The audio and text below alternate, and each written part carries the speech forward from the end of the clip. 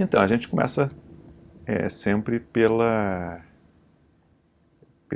suas origens, né? Perguntar um pouco sobre a sua infância, família de origem, né? Sobre a sua formação escolar antes da universidade ainda. Você nasceu em Eu nasci em Santos. Santos. Meu pai era romeno, veio para o Brasil com 5 anos de idade. Minha mãe era polonesa, veio para o Brasil com 5 anos também. Eles se conheceram aqui. Eles se conheceram em Santos. Minha mãe foi para Curitiba e meu pai para Sorocaba. Eles se conheceram em Santos, casaram rapidamente e ficaram em Santos. Minha mãe, quando chegou, foi para Curitiba, ela contava, os dois já faleceram há muito tempo, que sentia muita discriminação lá em Curitiba, por ser judia, por não falar direito. E ela estudou só até o 2º ano do ginásio na época.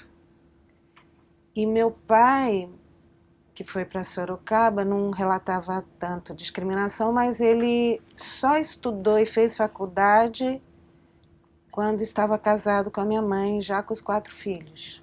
Minha mãe que praticamente trabalhava, sustentava a família toda para o meu pai poder estudar. Por que as famílias deles vieram para o Brasil? Função da guerra, né? Meu avô, por parte da mãe, que eu nem conheci, viveu a guerra. Essa história toda não era muito falada na minha casa. Não, primeiro que eu acho que provocava muito sofrimento, mas também porque na época eu não tinha tanto interesse assim, em saber a história deles, né? Eles morreram relativamente cedo. Mas meu avô eu sei que participou da guerra Avô e materno.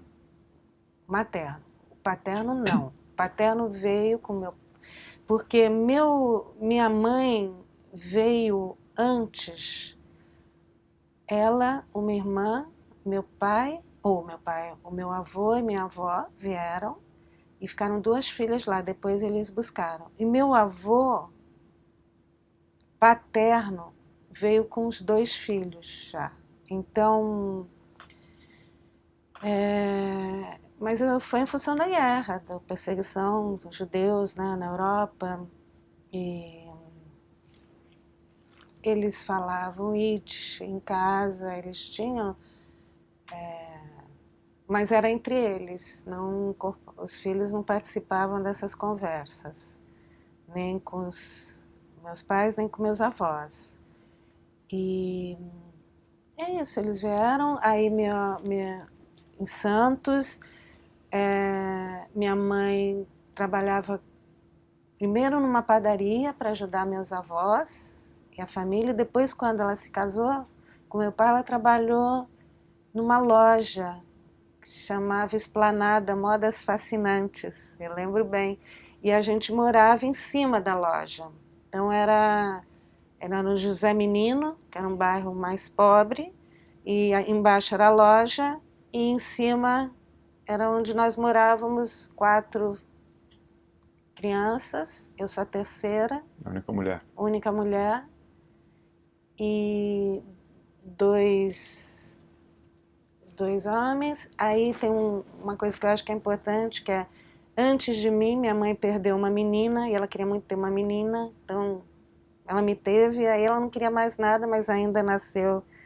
o meu irmão caçula, ele tem um certo trauma de saber essa história, porque ela queria muito uma menina. Então, quando ela perdeu uma menina, fiquei meio assim, sendo muito esperada. E se a menina tivesse nascido, eu não teria nascido, não seria eu, porque ela perdeu com 7 meses, então... E logo depois engravidou de mim, então acho que não seria eu. E minha infância não foi nada feliz, não tenho lembranças, acho que não guardei exatamente por isso, porque meu pai era muito violento e minha mãe não era violenta, mas também entrava no clima, e meus 3 irmãos eu apanhei muito, então, e eu sempre fui magrinha, pequenininha, e meus irmãos maiores, e meu apelido era Olivia Palito, porque eu era muito magrinha, minha mãe me dava remédio para engordar, e eu não gostava de comer. Então não foi uma infância nada feliz. Seu assim. pai trabalhava com o quê? Meu pai, antes de se formar, ele ajudava a minha mãe. Depois ele se formou e se tornou um advogado trabalhista muito famoso em Santos. Ele foi um Qual era dos o nome mais famosos. deles? Benjamin Goldenberg. E da sua mãe? Sara, era Sura, mas ela falava Sara Goldenberg. Era Sura Lerer, de solteira. E meu pai, depois que ele se formou, ele se tornou um advogado trabalhista muito famoso, foi político, foi o vereador mais votado de Santos, foi secretário da Fazenda de Santos. Aí nossa vida melhorou um pouco, assim, não muito financeiramente. A gente continuou morando Depois a gente mudou para um apartamento na praia, mas não de frente para a praia, de esquina para a praia, que era assim 2 quartos bem pequenininho, e aí meus 2 irmãos dormiam na sala e eu e meu irmão caçula dormíamos num quarto mais pequeno. Nunca foi uma família rica, não. E você estudava em escola? Eu estudei em escola. Eu estudei no Tarquínio Silva, que era uma escola privada, boa. Depois eu estudei no Canadá, que era uma escola pública muito boa em Santos. Depois, o 3º ano colegial, eu fui para São Paulo fazer cursinho e estudei num colégio público também. O colegial eu fiz todo em parte do ginásio, o colegial em escola pública.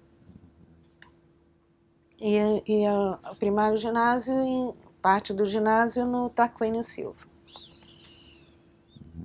E em casa tinha um ambiente cultural ou literário? Meu pai adorava ler e meu pai lia muito, meu pai era muito inteligente, meu pai fez psicanálise numa época que ninguém fazia psicanálise, ele lia de tudo, então tinha muitos livros, tinha uma biblioteca na sala, né, que eu li tudo do meu pai. Era o que tinha lá? Tudo assim, com 10, 9, 8, 7... Porque eu comecei a escrever muito cedo e ler muito cedo. Assim, com 3 anos eu já escrevia, com 4 anos eu já lia, já estava na escola. Então, eu lia tudo. Que eu lembro bem, tinha Sartre, tinha Melanie Klein, tinha Freud, que ele adorava, psicanálise, tinha Hermann Hesse, tinha Monteiro Lobato, que era pra gente, não era pra ele. Tinha muita coisa sobre o Holocausto, que eu li. Tinha uma biografia do Charlie Chaplin, que eu tenho até hoje, que eu amo. Tinha de tudo, não era uma coisa assim... Erich Fromm, ele adorava psicanálise. Então, eu li muita coisa de psicanálise, muito cedo. Erich Fromm, Azar, publicou tudo praticamente, né? Mas era aqueles... Eu acho que talvez até tenha com ainda as anotações dele, essas edições antigas, né? E eu li tudo. Li A Náusea, do Sartre, li Treblinka, e muito menina. E eu lia tudo que tinha lá. Tudo. E você se muda para São Paulo depois? Eu vou para São Paulo com 16 anos, com pretexto de fazer cursinho e de fazer, né, tentar entrar numa faculdade, mas na verdade eu queria sair de casa, né?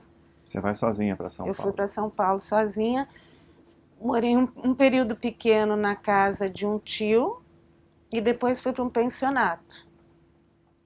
Era um pensionato, não era de freira, mas não era nada muito restrito, só horário de entrar e de sair, que a gente sabia burlar bastante.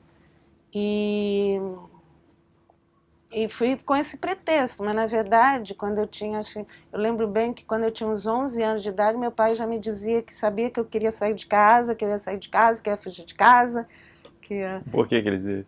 Porque Era eu não revoltado? aguentava. Não, não era nada revoltada, era o contrário de revoltada, era muito quietinha, muito silenciosa, muito invisível. Mas ele sabia que eu não era feliz lá. E eu acho que, de certa forma, ele até me empurrou inconscientemente para eu sair logo de casa, porque não ia ter muita saída naquela vida lá de Santos, né? Que ano que você foi para São Paulo? Eu fui em 1973 para São Paulo. Que em 1973, que às vezes eu não sou boa de data, mas foi em 1973. E aí eu fiz o cursinho lá, fiz o cursinho na Avenida Paulista, um cursinho famoso, e prestei vestibular para medicina. E aí eu tinha um primo, tenho ainda, que eu adorava na época, que a mulher dele era fonoaudióloga. E aí a mulher dele falou tanto de fonoaudiologia que fiquei apaixonada, nem sabia o que era. Aí eu prestei medicina e fonoaudiologia de vestibular.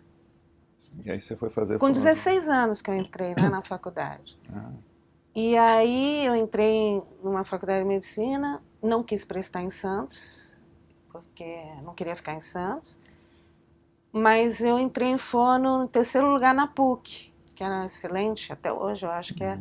E aí eu fiquei em fono, nem sabia direito o que era, tinha 16 anos de idade, mas eu era meio apaixonada assim por meu primo, por essa prima que eu achava o máximo. Eu falei, vou fazer isso aqui, não sabia o que era realmente. mas gostou do curso? Eu não fiz o curso, porque eu era muito militante já, desde cedo. Então, eu não assistia muitas aulas, eu entrei no CA, eu era toda militante, e meus amigos todos militantes, vários foram presos, eu era de um grupo trotskista na época. A Libelu? A Vanlu? Não era Libelu, não, era outro nome. Era um grupo trotskista que tinha na PUC, que até quando teve a invasão da PUC de São Paulo, vários foram presos. Depois eu lembro. Mas eu era muito militante, então eu tinha uma amiga, tenho até hoje, grande amiga, que me passava todas as matérias das aulas. Eu ficava, quando eu ia às aulas, eu ficava na última fila, lendo o jornal, assim. Não tinha muito interesse, de verdade, era uma época assim, né, de muita militância, e eu era muito engajada, assim. De onde veio essa militância? Já tinha antes de chegar em São Paulo ou não? Olha, o meu primeiro namorado, que se tornou meu primeiro marido, já era muito militante. Você conheceu em São Paulo? Eu conheci aos 5 anos de idade. E foi meu primeiro namoradinho. Era meu noivinho quando eu era criança. Ele foi meu primeiro namorado e eu me casei com ele. Ele já era muito militante, né? Comunista, Partido Comunista e tal. E na época, a gente namorou, eu já era muito engajada lá na PUC. Foi com 16 para 17 anos que a gente namorou. E eu acho que era o clima da época. Era o clima, não tinha muita... Ou era sexo, drogas, rock and roll ou militância, né? E eu fui muito para militância. Os meus 4 anos da faculdade, eu acho que as minhas colegas de turma não me conheciam, porque era só mulher. Só tinha mulher, acho que tinha 50 mulheres. E eu acho que elas não me conheciam. E agora elas fizeram um grupo, assim, de WhatsApp, que eu nem participo, porque eu não tenho grupo de WhatsApp, mas elas fizeram. E elas lembram muita coisa de mim, como eu entrava na sala só para chamar para atos, para isso, para aquilo. E eu não lembro quase ninguém, fora a Irene, que se tornou uma amiga do resto da vida. Que era a minha... Sem ela eu não teria passado, né? Você conseguiu se formar mesmo Eu assim? me formei.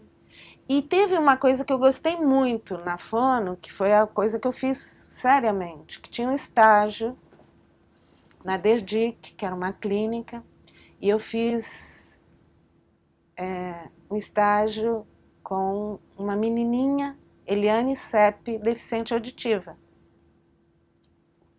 E eu adorava isso, que eu levava liquidificador com frutas, batia aquelas frutas para dar aula, para dar, né, para ela entender o que era fruta, as cores, eu levava, isso eu adorava, assim, foi a parte boa. Teve algumas coisas boas, porque o primeiro ano era um ano que era muito básico eu tive antropologia, sociologia, filosofia, linguística, tive muita coisa que foi importante para mim, para o que eu fiz depois. E teve também o estágio. E hoje a Eliane Sepp é minha amiga no Facebook, me manda, lembra de mim, casou, quer dizer, isso eu adorava. Isso foi a coisa boa da minha faculdade. Mas a minha faculdade, na verdade, foram 4 anos de muita militância. Muita militância. Junto com esse teu primeiro namorado, marido? Mas ele morava no Rio. E eu morava em São Paulo, então a gente se via pouquíssimo, via mais fim de semana, de 15 em 15 dias. Aí ele alugou um apartamento, um kitnet, no Lago não é Lago do Machado, eu estou confundindo aqui, eu não sei se é lá... Catete? Não, lá em São Paulo. Lá em São Paulo. Num lugar que era um lugar meio barra pesada, no centro, um kitnet. E aí eu passei a morar no kitnet, isso já com 18 para 19 anos, e ele ia só nos fins de semana. E aí com 20 anos eu me formei, eu casei, e ele perguntou, você quer morar onde? São Paulo, Rio? Eu falei, Rio, mais longe possível. Eu só tinha vindo uma vez.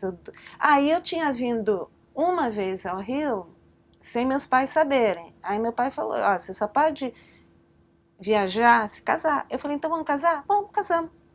Casamos. Com 20 para 21 anos eu casei com ele e vim para aqui, para o Rio.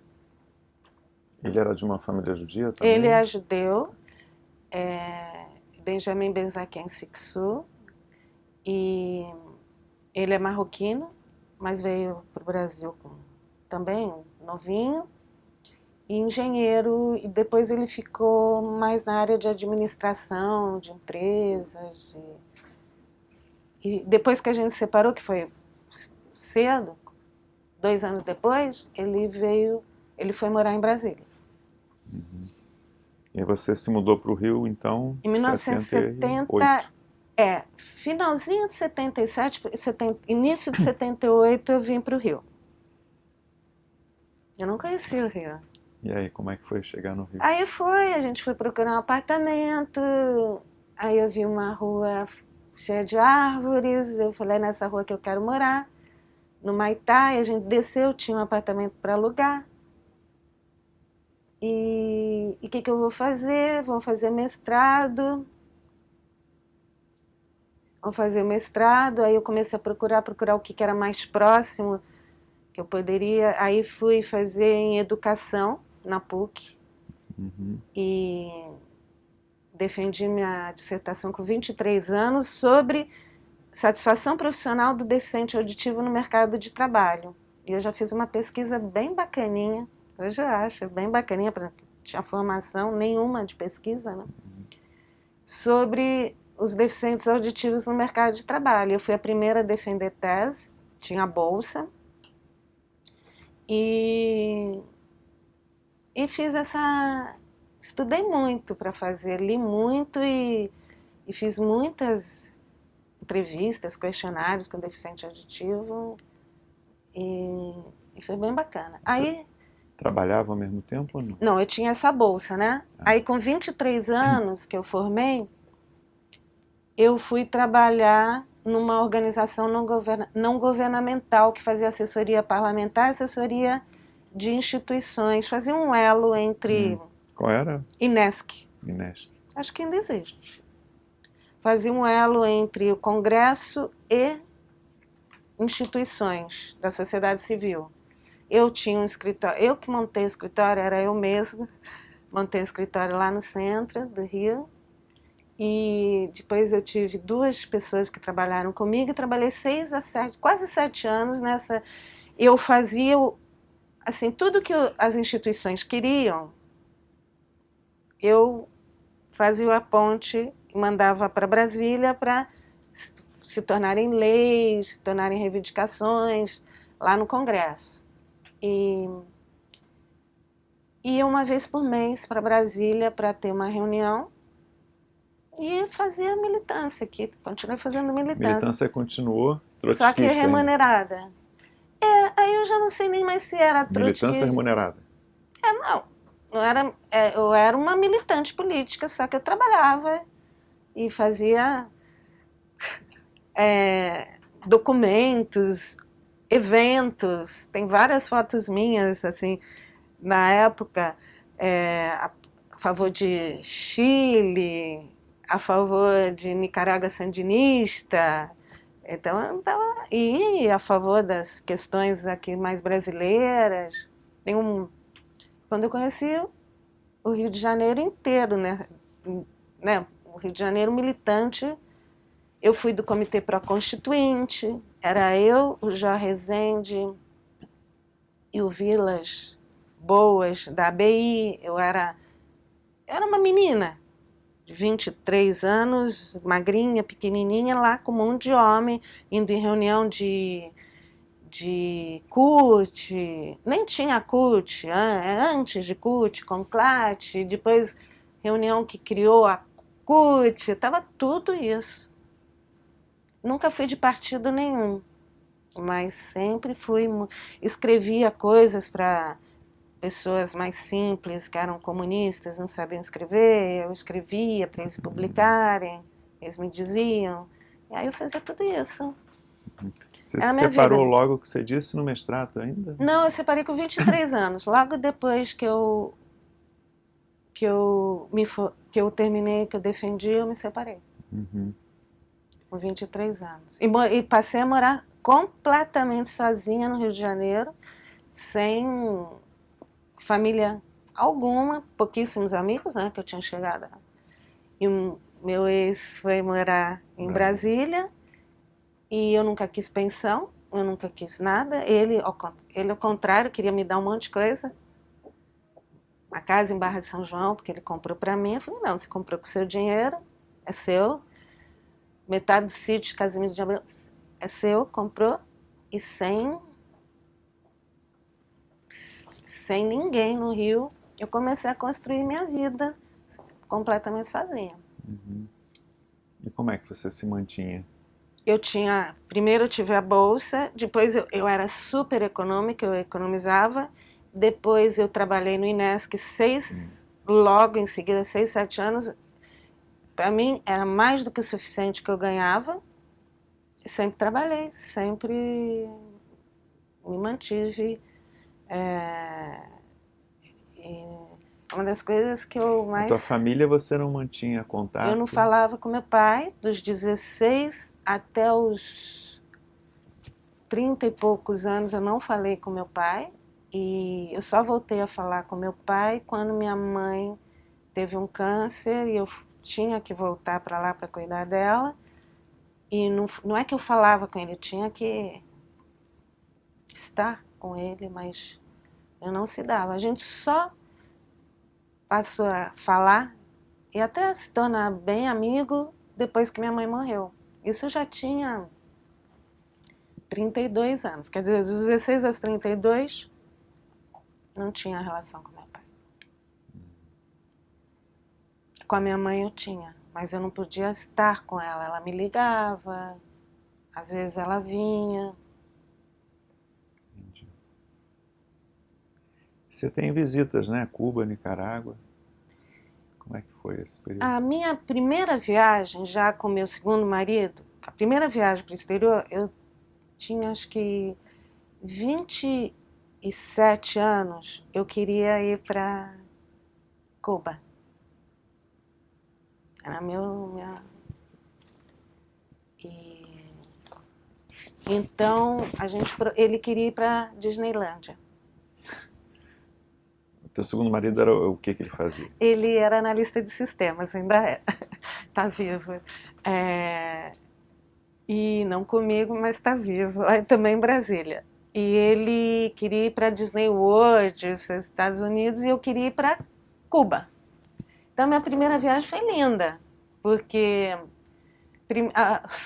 os primeiros 20 dias foram Estados Unidos, só que com uma mala, porque eu fui, porque não tinha relação com Cuba na época, não podia entrar em Cuba. Então, eu levei uma carta do Luiz Carlos Prestes, me apresentando como militante e tal, para eu entrar em Cuba. Eu nem sabia se eu ia conseguir entrar em Cuba. E aí o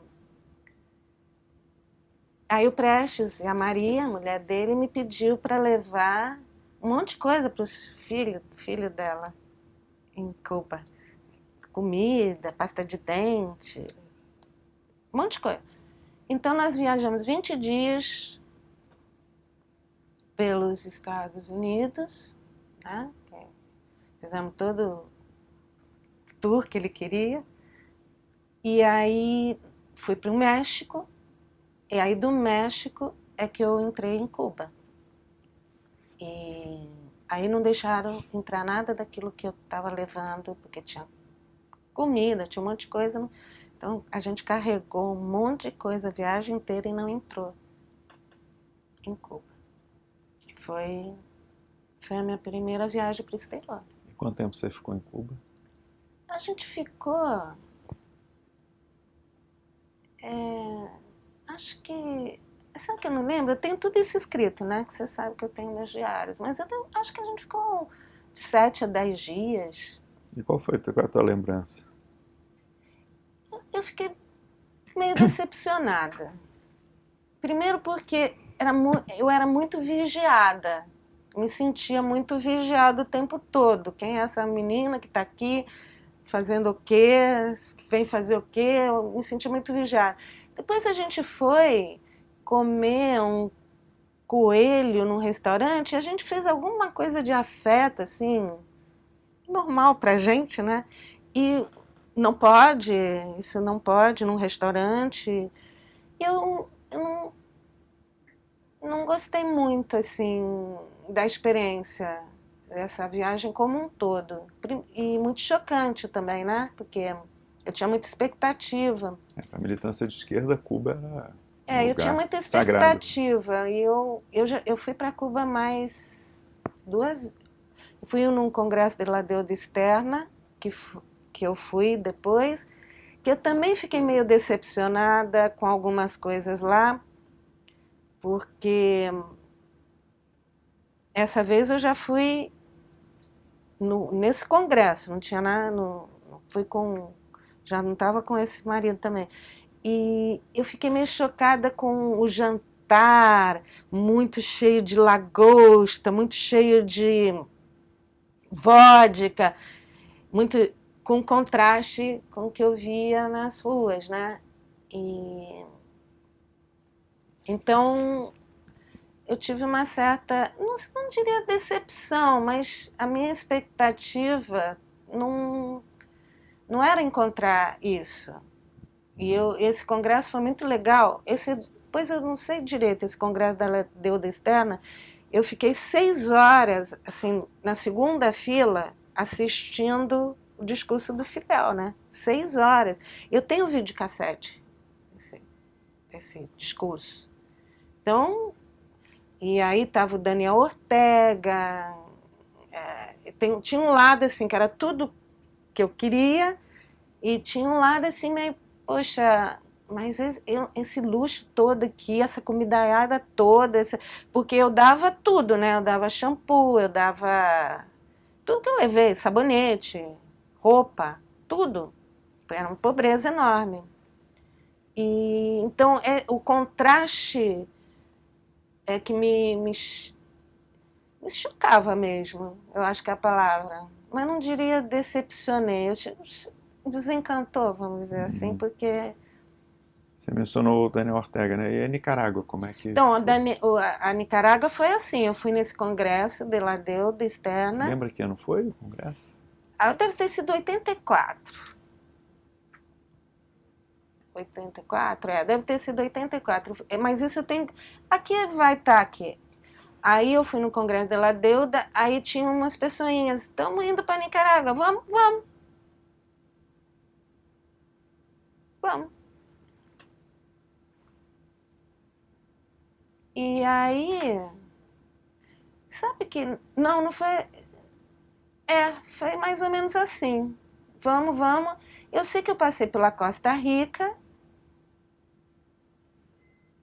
e na Costa Rica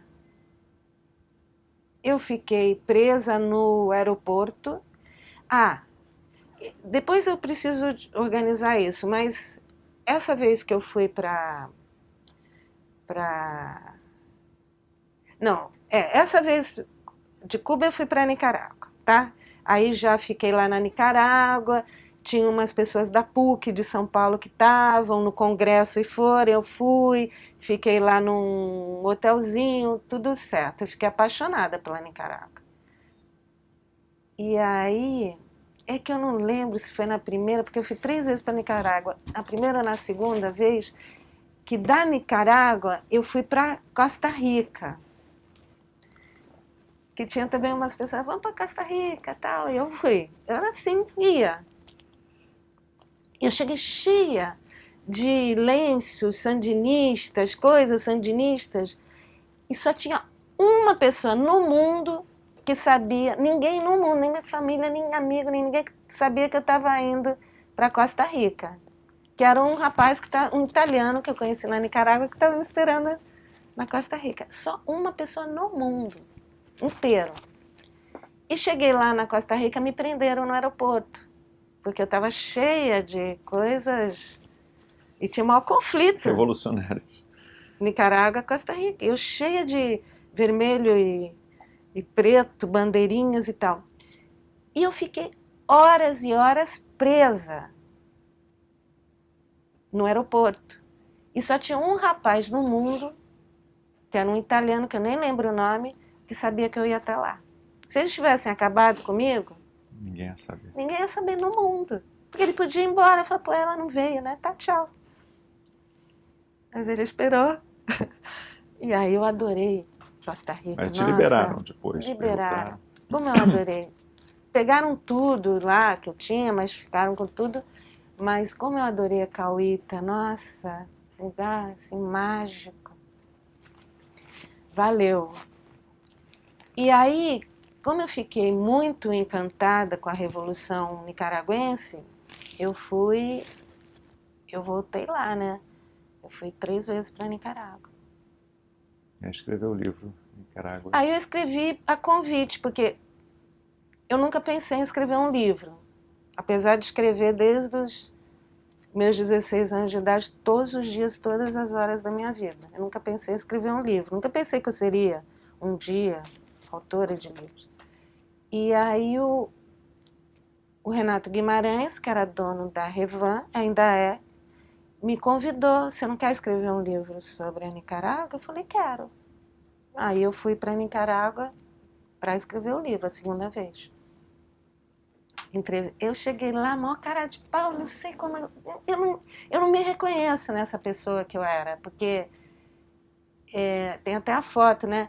Eu fui como jornalista, não sei como eu consegui uma credencial, e consegui entrevistar o Daniel Ortega. Não estava na época no país, era o Sérgio Ramírez, que era o presidente. Eu consegui entrevistar o presidente da Nicarágua. Não sei como. Eu ia conseguir. Eu era muito militante, assim, era muito apaixonada e parece que as coisas aconteciam. Até hoje é assim na minha vida, não da mesma na mesma militância, mas as coisas aconteciam. Então eu vejo as fotos, eu falo assim, eu entrevistando o Sérgio Ramírez, com 20 e não sei quantos anos, menos de 30 anos, e era o presidente da Nicarágua na época. E eu entrevistei a oposição, entrevistei mulheres, entrevistei soldados, entrevistei... E é um livro, assim, que é um diário de bordo, né? E as entrevistas que eu fiz. Então, isso é... Você mencionou já 2 vezes que já escrevia diários, né? Desde os 16 anos que você falou. Eu tenho desde... Porque eu Que perdi não eram bem diários, mas eu perdi uma caixa que eu tinha, que meu primeiro marido guardou e ficou cheio de cupim e tal, traças, e jogou, queimou. Mas desde os 16 que eu escrevo diariamente. Eu me lembro sempre um dia na tua casa que você abriu um armário Esse armário grande e aquele monte de muito cadernos grandes. Eu falei, é muito você vai acabar mais. que nem num conto do Borges, que você está escrevendo o diário sem parar. Mas é assim, minha vida é assim. Mas se eu não escrevo, eu não vivo. Mas como é que surgiu essa paixão por escrever um diário? Eu acho que foi assim. Você ainda não publicou seu diário? Nem vou publicar nunca. Não é público. Diário não é para ser lido. Eu nunca li meus diários. Eu tenho... Você escreve e não lê depois? Nunca li. Não pega um antigo para ver? Nunca. Nunca. Ele não é para ser lido. Ele é para ser escrito. Ele é a minha forma, que eu acho que era até de antes, mas eu não tenho, porque antes eram cartas, eram anotações que eu não tenho mais. Eu fico até triste de não ter isso. Mas escrever é a minha forma de sobreviver, sempre foi. Então, eu não sei viver sem escrever. Você escreve no papel ou no computador hoje? No papel. Não. Tem caderno. Aquilo que você viu, já tem 3 vezes aquilo. Tem uns, não sei quantos, uns 200, talvez, cadernos enormes. De não 200. São para um dia virar que nem os diários do Malinowski? Não. Eles não são para ser lidos. É a minha forma de... Eu acho que hoje é a minha forma de sobreviver, mas é a minha terapia, né? Eu já fiz 21 anos de análise, já fiz todos os tipos de terapia, já fiz meditação, já fiz yoga, já fiz tudo. Estudei muito filosofia e li muito psicanálise, muita psicologia, mas o que me ajuda a sobreviver é escrever. Você escreve sobre o teu dia? Eu escrevo tudo. Eu escrevo o que eu como, eu escrevo quantas horas eu durmo, eu escrevo as coisas que me dizem, eu escrevo os meus sofrimentos, eu escrevo o que eu quero fazer, eu escrevo. Se você me fala... de noite, de dia? Eu durmo com ele do meu lado, porque se eu acordo no meio da noite... eu escrevo. Quantas páginas de média? Por dia? Não tem páginas em média, tem muita. Às vezes é uma página, às vezes são 10 páginas. Você nunca revisita seu diário antigo? Nunca pensou em fazer isso? Ler tudo? Não. Eu acho que não tem. Mas também você guarda? Eu guardo. E também, por isso é que eu não lembro quase nada da minha vida. Por que você escreve tanto se você não lê, guarda, mas não lê e não é para ser lido depois? Eu escrevo porque é uma necessidade de mim escrever, é quase uma extensão. Se eu estou vivendo alguma coisa boa ou ruim, e eu não escrever aquilo que está acontecendo, eu não vivo aquilo. E é uma forma também de eu não guardar, porque eu não lembro praticamente nada da minha vida, porque eu sei que está tudo lá. Na hora que eu escrevo, parece que eu tiro da minha memória e passo para o papel. Aí eu estou livre. Mas também você nunca vai revisar para lembrar o que é que você estava fazendo num dia, nunca teve. Não tem essa necessidade. Minha necessidade é escrever, não é? É uma coisa assim, se o meu marido fala alguma coisa para mim especial, eu vou lá, tá, escrevo. Meus velhinhos, ontem eu saí com os meus velhinhos, né? Conheci uma velhinha de 98 anos, fico apaixonada. Escrevo 5 páginas, tudo que aconteceu, tudo. Isso você nunca usa como matéria para os teus livros? Matéria assim, direta, de diretamente trechos? não. É outra coisa. Eu acho que isso me ajuda, essa capacidade que eu tenho de registrar com facilidade. Por exemplo, minha amiga Ivone vive falando, que sofrimento de escrever. Eu não tenho nenhuma dificuldade em escrever. Escrever para mim é viver. Então, ela... eu não tenho nenhum... Ivone Magui, que você está falando. Ivone Magui. Eu não tenho nenhuma dificuldade de escrever. E eu não tenho nenhuma preocupação com o que vão achar do que eu estou escrevendo. Porque escrever é o que eu tenho que fazer. Aí, se a pessoa não gosta, eu não vou mudar meu estilo, meu jeito. Eu acho que escrever do jeito que eu escrevo meus diários me ajudou a escrever do jeito que eu escrevo minha antropologia. Que não é a mesma coisa, mas eu tenho uma capacidade enorme de observar, de registrar imediatamente e de escrever o que eu observei. Muito fácil para mim isso.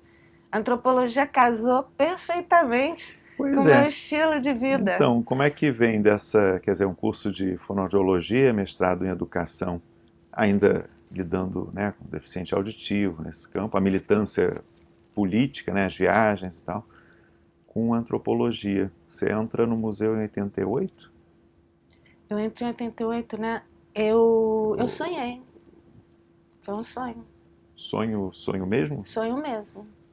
Você acordou e escreveu, sonhei que você... Eu devo ter anotado esse sonho. Inclusive, eu sonhei que eu ia fazer antropologia e que eu ia fazer uma tese sobre a Nicarágua sandinista. Foi um sonho. Mas o que é que você Foi em conhecia? 87 esse sonho e eu sonhei. Foi um sonho. Eu já tinha o meu livro, né? Não esse, o Nicarágua. O da Nicarágua, já tinha o meu livro. E aí eu tive esse sonho e aí eu fui conversar com o Rubem César. Falei que eu queria fazer uma tese... Você conheceu o Rubem de onde? Da militância. Da militância. E fui conversar com o Rubem, que eu queria fazer uma tese... O Rubem era professor no museu, né? No Museu Nacional, que eu queria fazer uma tese sobre a Nicarágua sandinista. E o que eu tinha que fazer. E aí ele falou... Aí eu fui para a Nicarágua só para fazer o meu projeto para entrar no museu. Passei um mês lá entrevistando as festas populares e a Revolução Sandinista. Lindo meu projeto, cheio de fotos das festas religiosas. Lindo meu projeto. E aí fui e... Mas aí no museu já tinha mudado para a prova, não? Não. Ainda era projeto? Era projeto. Pro doutorado, perdão. Eu fiz, mas eu fiz o mestrado. E como eu não era da área, eu fiz todas as disciplinas do mestrado. Eu fiz 16 cursos no museu, se não me engano. Eu fiz contigo a do Gilberto, que resultou na outra.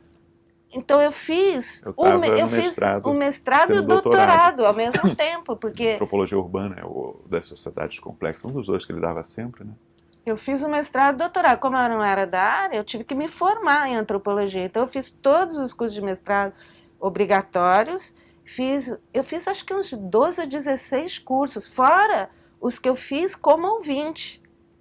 Porque eu estudava muito. Mas antes de entrar no museu, o que é que você conhecia de antropologia? O que é que você imaginava de antropologia? Nada. Você não tinha lido... Quer dizer, você tinha feito alguns cursos, mas muito pouco. Muito pouco no mestrado, na graduação, muito pouco. Daci Ribeiro, mas muito pouco. Você não conhecia bibliografia de antropologia? Muito pouco. não era, pra te dizer, eu lia coisa muito mais, eu lia Trotsky, eu lia Mao Tse Tung, eu tinha todos esses livros, agora eu doei tudo, eu doei 5.000 livros, né? Lia Mao Tse Tung, eu lia as biografias do Trotsky, do Mandel, eu lia coisa política. Eu lia também psicologia, mas lia muita coisa política. Bom, a Adorava ler. antropologia e o museu não era o lugar mais politizado nesse aspecto, né? Mas eu sonhei que eu ia fazer antropologia e festas Sonhou, populares. acordou e disse, é isso mesmo que eu E vou fui fazer. conversar com ele e foi isso. Muito bem. E não falei pra ninguém que eu ia fazer. Falei que eu ia... Só quando eu entrei é que eu falei. Aí você entrou com esse projeto Festas populares na e o Rubens Revolução. seria orientador, O acabou sendo Rubem, Afrânio, né? mas o Rubem era o meu orientador. Só que 2 anos depois de eu ter entrado, acabou a Revolução Sandinista. Venceu a Violeta Chamorro. E eu não falei, não vou passar anos da minha vida na Nicarágua com diarreia, passando mal, como eu passei todas as vezes que eu fui lá, para estudar a Violeta Chamorro e aí eu tive que mudar de tema. E aí a primeira tentativa de mudar de tema era estudar a eleição do PT, a primeira eleição do Lula.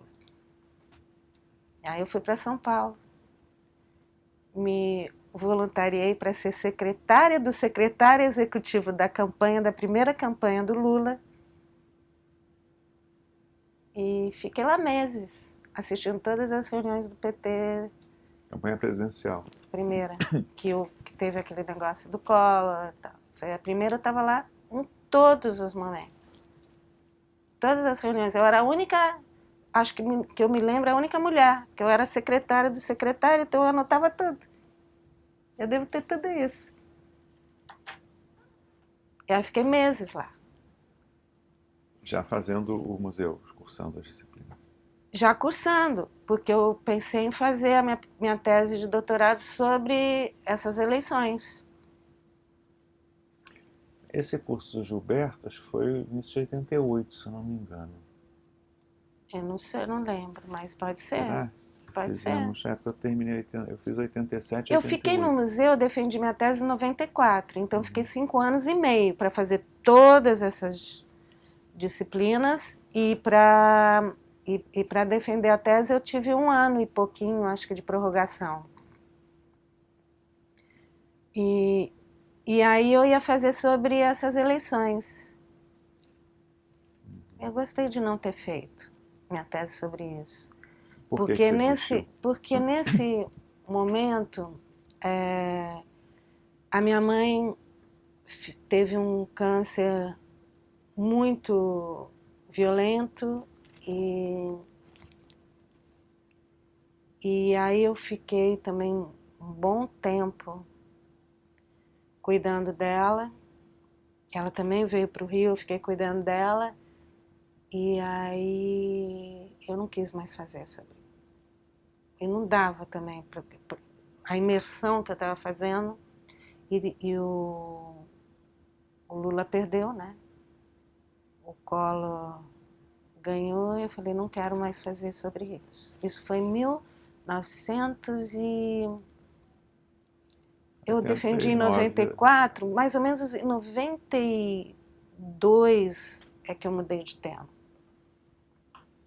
Que aí eu queria fazer sobre... Como na tese inicial eu queria fazer sobre as mulheres revolucionárias da Nicarágua Sandinista, eu falei, eu quero fazer sobre uma mulher revolucionária, mas tem que ser uma mulher revolucionária do Brasil. E aí eu fiquei uns 6 meses em dúvida, quem que eu ia pesquisar? Ficava andando no Jardim Botânico, caminhando, quem que eu vou pesquisar? Aí Carmen da Silva, que era uma escritora que eu gostava muito, ou Agu. Aí um dia numa caminhada no Jardim Botânico, eu falei, vou estudar Leila Diniz.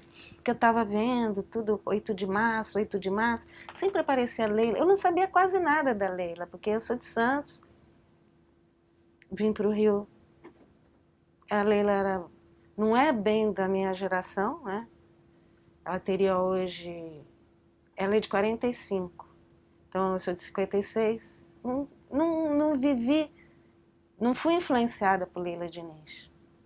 Mas eu queria fazer sobre uma mulher revolucionária. Começou a aparecer Leila Diniz. Falei, vou fazer sobre Leila Diniz.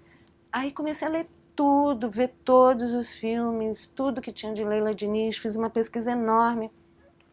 E aí eu falei, vou fazer sobre Leila Diniz. E aí fui fazer a entrevista, né, com a irmã dela, primeiro, a Eli. Porque tem uma coincidência, porque a Eli foi casada com Marcelo Cerqueira, que foi meu padrinho do meu primeiro casamento. Ele foi para Santos do meu primeiro casamento. Então eu conhecia bem o Marcelo. Aí eu consegui o contato com a Eli e aí fiz minha tese sobre Leila Diniz. Mas nada foi muito projetado. Todas as coisas que eu estou te falando foram acontecendo e eu fui fazendo. Não foi assim, eu vou ser antropóloga, eu vou falar sobre mulheres, eu vou falar sobre mulheres desviantes, eu vou... Não, foi tudo meio... E a outra? Surgiu como um trabalho de curso A do outra Gilberto, né? foi... Olha, minha mãe tinha morrido. Eu tinha 1 mês para entregar o trabalho para o Gilberto Velho. Trabalho de final de curso. Era 1 mês mesmo. 1 mês. Eu liguei para o Gilberto. Gilberto, eu não vou fazer. Eu cheguei aqui um caco de Santos, estava... Não tenho condição de fazer nada. Ele foi na minha casa, no Maitá, no meu apartamento, sentou comigo e falou, Miriam, você vai fazer? Conversou comigo, eu devo ter tudo isso escrito. Você vai fazer? Aí eu fiquei... Eu já tinha entrevistado 8 mulheres, amantes de homens casados. E aí eu fui com uma amiga nossa, Ana Tereza Venâncio, para uma casa numa praia, que eu nem sei onde é, que eu estava dopada, de tristeza, de tudo, que a pessoa mais importante da minha vida tinha morrido. E fiquei 1 mês escrevendo a outra, com máquina de escrever, que na época não tinha. Eu não tinha, nem sei se tinha computador, eu demorei muito a ter computador, muito. E aí eu escrevi a outra. Aí eu entreguei para o Gilberto. O Gilberto falou exatamente isso que eu lembro. Miriam, eu estava pensando em publicar uma coletânea desse curso de antropologia do desvio. Mas eu não gostei muito de alguns trabalhos, tal. Você não quer fazer um livro sobre isso? Eu falei, mas Gilberto, não tem material, é só um livrinho. E ele falou, mas eu acho que você deveria publicar. E tem um detalhe muito importante. O primeiro capítulo do livro, ele falava assim, desde muito cedo eu descobri que ser a outra é muito melhor do que ser a esposa. Porque meu pai teve uma amante durante 20 anos, que era a secretária dele. E minha mãe, quando descobriu, acha que foi por isso que ela teve câncer. Então, o meu primeiro capítulo era contando isso, desde muito cedo. E a grande briga que eu tive com meu pai foi porque ele queria que eu fosse na formatura da amante dele. E eu não fui. E aí ele foi... Eu já estava com 21 anos, já estava casada, ele falou, mas não sei o que, não fala assim comigo, que se você fizer assim eu te bato. Eu falei, se você me bater, eu te bato também. E seu Mussolini sem bigode, uma coisa assim. E eu já não falava com ele, aí piorou mais, eu não fui nem no enterro do pai dele, para você ver como era a situação. Então, o primeiro capítulo era contando essa história, como a outra fez parte da minha vida desde menininha. A secretária me levava para cá, me levava para lá, me levava para cá, era outra dele. Mas você já sabia, pequena, que era A gente outra ou não? nunca dito, né? Mas era mais do que óbvio, né? Então a outra era um tema muito difícil para mim. E o Gilberto tirou esse capítulo. Falou, não, Miriam, você não vai escrever, porque meu pai ainda estava vivo. Minha mãe não, mas meu pai estava. E aí eu escrevi a dedicatória para minha mãe com saudades, né? Mas meu pai adorou o livro. Para você ver, ele adorou mostrar para todo mundo. Porque aí o livro bombou, né? Foi um sucesso. Porque isso é um trabalhinho de final de curso que eu fiz em 1 mês para o Gilberto Velha. O Gilberto fez a apresentação super gracinha desse livro. Esse livro bombou. Sim, todos os programas de televisão, de revista, tudo. Não, ele ficou semanas e semanas e semanas nos mais vendidos da Veja, nos mais vendidos da Folha de São Paulo. Na lista dos mais vendidos da Folha, foi manchete de primeira página de um domingo da Folha de São Paulo, 3 páginas. Bombou. E um trabalhinho de fim de curso. Agora, a ideia de entrevistar essas mulheres surgiu no curso, você tinha que fazer? Ou O curso era sobre desvio. Eu queria falar sobre mulheres. Mulheres e desvio. Eu falei, não tem nada mais desviante do que a outra. Porque ela não é puta, não é esposa, ela se acha mais importante que a esposa, as pessoas acusam de puta. Eu falei, não tem nada mais desviante do que a outra. E eu conhecia várias ao meu redor. Então eu falei, vou fazer sobre a outra. Foi um trabalhinho que eu fiz. Agora, esse interesse público... E já tinha feito outros trabalhos no museu, né? Porque eu já tinha feito vários cursos como ouvinte, já tinha feito outros trabalhos, mas esse... o Gilberto falou, publica. E aí ficou... Foi muito... Nossa, eu nunca usei aliança, né? Aí eu cheguei para o meu namorado na época, posso usar aliança? Porque a primeira pergunta é, você é a outra? Seu marido teve a outra? Aquilo me encheu o saco. Aí eu peguei e comprei uma aliança para mim, nem ele tinha, só para andar e para ficar assim, ninguém me perguntar se eu era outra. Agora, isso me lembra, mais ou menos na mesma época, um pouquinho de diferença, a Madu publicou Garotas de Programa, que foi também um sucesso estrondoso, todos os programazinhos e tal. E também, a pergunta que tinham, se não faziam, ficava se ela fez programa e tal. Pensando agora, isso tem a ver com falar coisas proibidas ou escondidas ou desviantes de mulheres, mulheres falando sobre isso. Será que tem a ver com isso? Com certeza. E era uma coisa assim... Não são homens escrevendo sobre mulheres. E era uma coisa assim, se você está escrevendo sobre isso, ou é porque você quer ser, ou porque você foi, ou porque você gosta, ou porque você defende, e não era nada disso. Era simplesmente um trabalho para o Gilberto, que ele falou, desvio, eu queria fazer mulher, e eu raciocinei, mulher e desvio a outra, simples. E eu tinha várias pessoas que eu conhecia, dos 20 aos 70 anos, que eram outras, depois que eu publiquei, então, que eu recebi de mensagem, eu sou a outra, você não quer fazer um livro sobre mim, não quer fazer uma entrevista comigo? Tem muita mulher. Naquela época, principalmente, né, 1989, que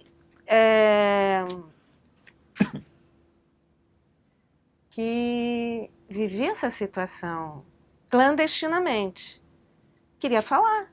A mulher adora falar. E isso é uma coisa que eu gosto também na antropologia. Eu gosto muito mais de escutar do que de falar.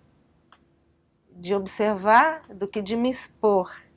Então, eu sempre tive muita facilidade. As pessoas se apresentavam para mim. Até hoje, todos os dias eu recebo mensagem. Você não quer entrevistar meu avô, que tem 100 anos? Não quer entrevistar a minha avó, que tem 99? Eu não tenho que fazer não tem muito sofrimento nas minhas pesquisas. As pessoas querem ser ouvidas, né? E as outras queriam muito ser ouvidas.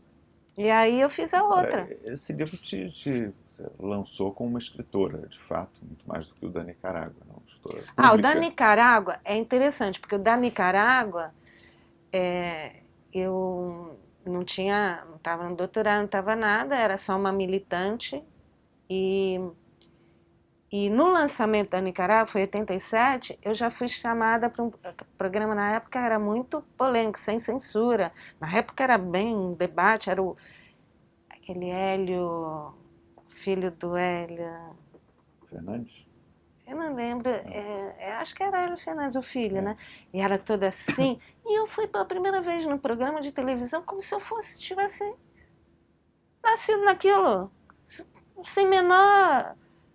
Nem achando que eu estava falando para quantas pessoas, estava lá numa conversa. E no mesma noite do lançamento da Nicarágua, foi para o Jornal da Noite, da Globo. A Nicarágua já teve uma mídia muito expressiva para mim. E a outra foi tudo, né? Porque todos os jornais, todo o Brasil, tudo. Então, eu fiquei muito associada a esse tema. Mulheres, amantes, casamento, desvio. E pensei até que eu iria fazer minha tese de doutorado sobre isso, mas eu queria falar de coisas mais revolucionárias. Não queria falar disso, eu queria falar de revolução feminina, né? Uhum. Tanto é que nesse interim, entre esse e a Leila, eu escrevi um livro com a Moema Toscano, A Revolução das Mulheres. Acho que foi em 1992 que eu publiquei esse livro, também pela Revan, entrevistando feministas brasileiras. A Rosemary Muraro, a Marta Suplicy, a Eloneida Studart, a Eliette Safeiotti. Eu entrevistei, eu transcrevi, eu fiz. E ela fez, e nós escrevemos juntos um texto de introdução. Eu queria falar disso. Não chamava nem de feminismo, mas chamava de revolução. Tanto é que o livro chama A Revolução das Mulheres. E a Leila meio que sintetizou a revolução que eu queria falar.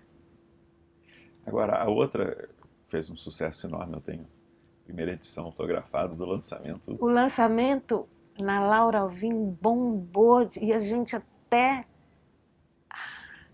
calçada, Agora, Miriam, essa sensação, lembrança que eu tenho também, trouxe muita inveja também no meio acadêmico, não, gente? Falar que... Não? Olha, no meu concurso de professor titular foi em 2015. Minha banca, Roberto da Mata, Rubem Oliver, Roque Laraia, Gita Debert e Ivone Magui. Esse tema surgiu, porque as pessoas têm muita inveja.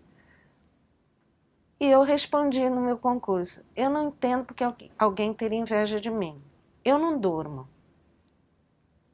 Eu sou super ansiosa, eu trabalho 24 horas por dia. Eu não tenho lazer. Eu falei, Rubem, eu teria inveja de você, que você dorme, que é uma beleza. Não, mas no livro do sucesso público... E o da Mata me defendeu um pouco dessa questão da inveja, né? Eu falei, eu não... A Ivone vive falando isso. As pessoas têm inveja de você. Eu não me sinto invejável. Então eu não sofro se alguém está tendo inveja, porque eu não sinto que eu sou invejável. Eu invejo quem dorme, eu invejo quem viaja, eu invejo quem... Aí, alguém da banca perguntou assim para mim se eu fazia alguma coisa para o público. Eu não faço nada. Eu não aceito 90% dos convites que eu recebo de mídia para falar... vai falar de aborto? Eu não falo de aborto, eu não estudo aborto. Vamos falar de estupro? Eu não falo de estupro, eu não estudo estupro. Vamos falar... Não falo, eu só falo do que eu estudo. E mesmo assim, eu sou muito convidada. Não sei porquê, não sei explicar. Você nunca vai me ver num programa ou numa palestra falando o que eu não pesquiso. Mesmo assim, eu sou muito convidada. Agora, tem muitas figuras públicas que falam sobre muitos assuntos que não pesquisam, né? Ou que, eu não falo. Você manteve essa tenho uma- identidade de pesquisadora, mesmo tendo esse sucesso público que extrapola a academia. Eu Muito. nunca estudei algo porque fui demandada por alguém. A Folha, eu escrevo na Folha de São Paulo há 10 anos. Nunca me pediu, escreva sobre isso. Nunca. Eu escrevo o que eu pesquiso. Todas minhas colunas são coisas que eu pesquiso. Nunca fui convidada, já fui muito convidada para dar palestra sobre temas que eu não pesquiso, eu não aceito. Já fui muito convidada para ir em programas para falar sobre o que eu não pesquiso. Não vou. Mesmo assim, o que eu pesquiso acaba, não sei porquê, por exemplo, envelhecimento que eu pesquiso há quase 20 anos. Era um tema que ninguém dava bola, era marginal. Agora está bombando. Eu não paro de ir nos lugares, mas eu não pesquiso. Eu pesquisei envelhecimento, eu cheguei no envelhecimento muito baseada no que eu vinha pesquisando, que era mulher, prisão, corpo. Então, eu não sinto essa questão da inveja. Eu não, sinceramente, Celso, eu não me acho invejável. Eu acho que ninguém gostaria de ter a vida que eu tenho. Por quê? Por quê? Não é tão bom dormir, não é tão bom relaxar. Minha vida é só. Hoje é 24 horas por dia com os meus velhinhos, 24 horas por dia. Eu saio com eles, eu vou ao teatro com eles, eu vou ao cinema com eles. Ontem eu fui tomar chopinho com eles. Eu só faço isso.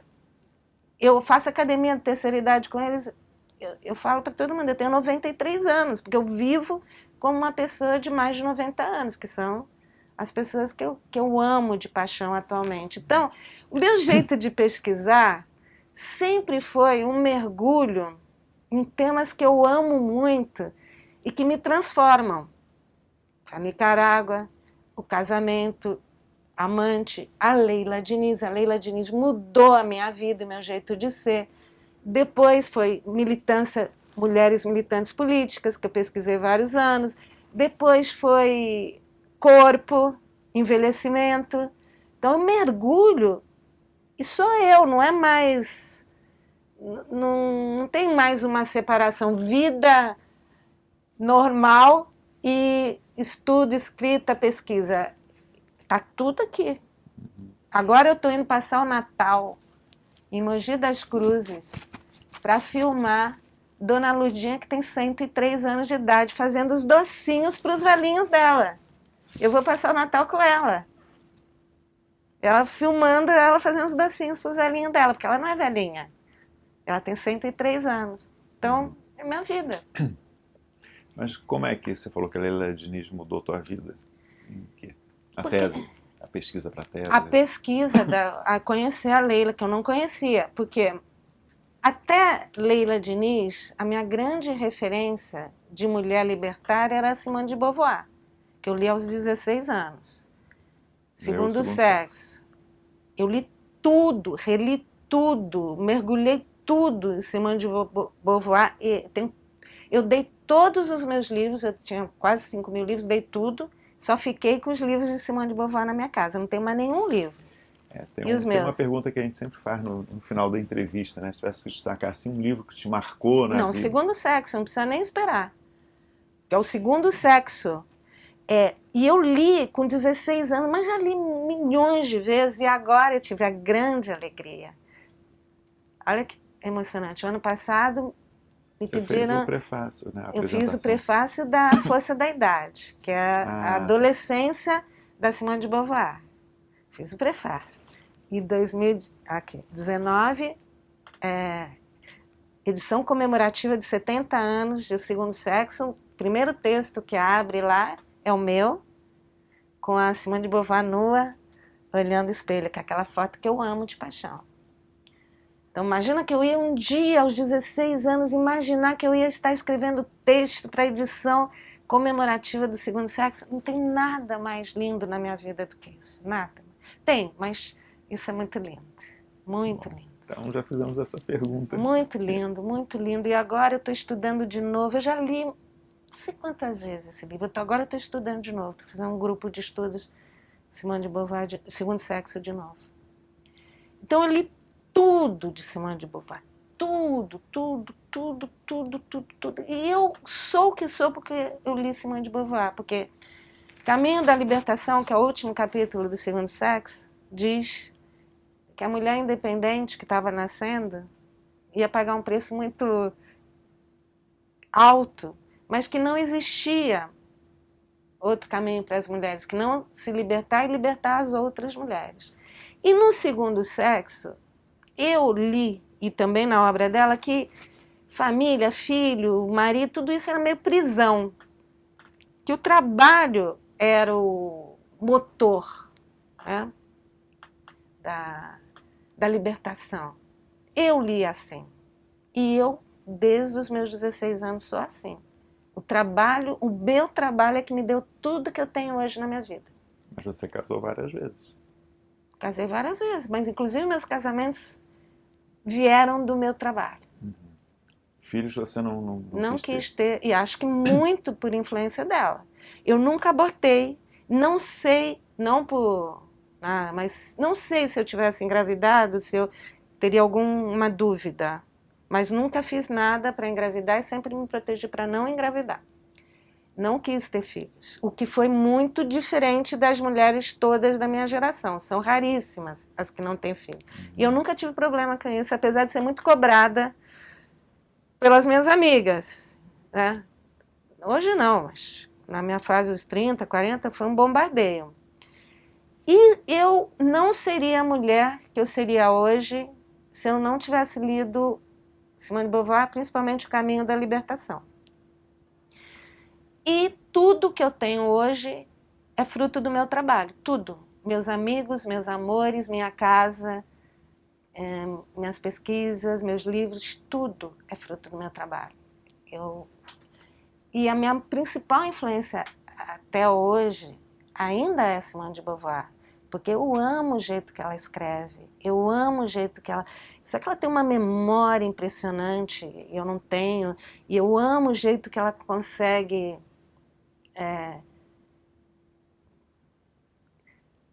quase que traduzir a vida em livros, porque todos os livros dela são a vida dela, todos os romances dela. É o que ela estava vivendo, com nomes diferentes. Mas para quem conhece bem a obra dela, sabe quem é Sartre, sabe quem é Simone, sabe quem é Claude Nuzman, sabe quem é o amante americano, Nelson Green, sabe quem? Sabe tudo. Eu sabia. Então, ela é minha... Ela é não só em termos de filosofia de vida, mas em termos de texto, da beleza do texto, ela é quem eu gostaria de ser. E mas aí... a Leila, está falando da Aí Leila. a Leila... Até só ter Simone de Beauvoir na minha vida, eu era muito séria, muito militante, muito...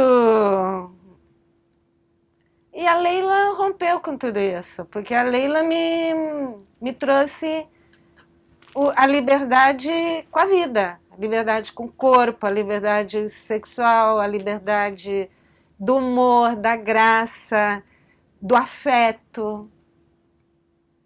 Eu brinco, né, que a Simone de Beauvoir me ensinou que a principal coisa da vida para uma mulher é conquistar a liberdade. E a Leila me ensinou que é possível rimar liberdade com felicidade. E eu começo a estudar felicidade com Leila Diniz. E eu passei a ser muito, não imitar a Leila Diniz, mas ser um pouco Leila Diniz. Com a Leila Diniz, eu aprendi a ser um pouco Leila Diniz. Toda mulher meio Leila Diniz. Eu aprendi um pouco. Eu ainda estou longe de ser meio Leila Diniz, mas eu aprendi.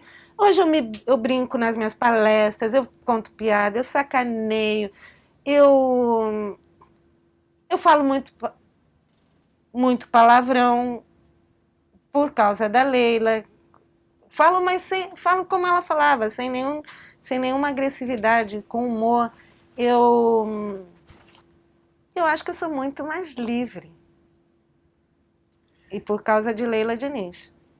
Agora, junto com essa tua vamos dizer, trajetória como escritora de todos esses livros, né, sobre esses temas que você falou, tem essa ligação com a pesquisa, né, e também você desde 97, né, que você entrou no IFIX da FRJ. Eu entrei em 94 como bolsista recém-doutora. Então, eu já dava muita aula.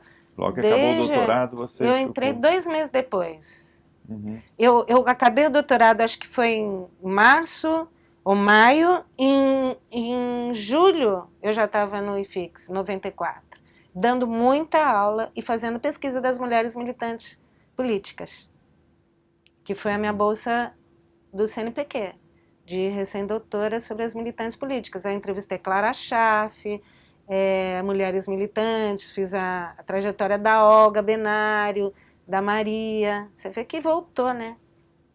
Voltou um pouco. Então, tem 25 anos de IFIX. E essa tua carreira acadêmica, quer dizer, que envolveu dar aula, orientar, participar de banca, né, enfim, preencher o Lattes, tudo isso. Muito. Como é que você conseguiu? Você já viu meu Lattes? Não. Quer dizer, você viu meu Lattes? Então, dá uma olhadinha um dia no meu Lattes. Vi para fazer o roteiro. Não, mas o meu Lattes é impressionante.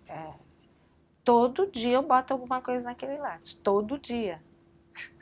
Não é um dia sim, um dia não, é todo dia. Todo dia. Ou tem uma palestra, ou tem um artigo, ou tem uma imprensa. E atualizar o Lattes. Não, é tranquilo para mim. Eu já boto direto, né? Porque todo dia eu atualizo. E eu fico competindo comigo mesma. Porque eu vejo as minhas produções nos outros anos. Então, por exemplo, esse ano, acho que está 150 de produção. 2 anos atrás foi 200. Eu falo, pô, esse ano vai ser muito menos do que há 2 anos. Tem 2 anos que passaram do que vai ser esse ano. Então, eu produzo muito. Lá no programa, quando teve uma avaliação lá, eu vi uma pessoa que eles não disseram quem era, que tinha o triplo de artigos publicados, de livros publicados. Eu falei, quem é essa pessoa? Não sabia que era eu. Não sabia que era eu. 3 vezes, assim. Agora, tem algumas pessoas que têm uma trajetória acadêmica, que em algum momento fazem sucesso, começam a escrever para o grande público, serem chamadas, dar palestra, ganhar dinheiro e saem da vida acadêmica ou passam a ter uma relação muito distante com isso, né? Você não teve essa tentação em alguns momentos? Primeiro que eu não sei se eu fiz sucesso. Segundo que eu não entrei em outras áreas. Eu escrevo para o jornal, eu participo de televisão. Tem coluna na Folha, Fátima Bernardes, a chamada para muitos.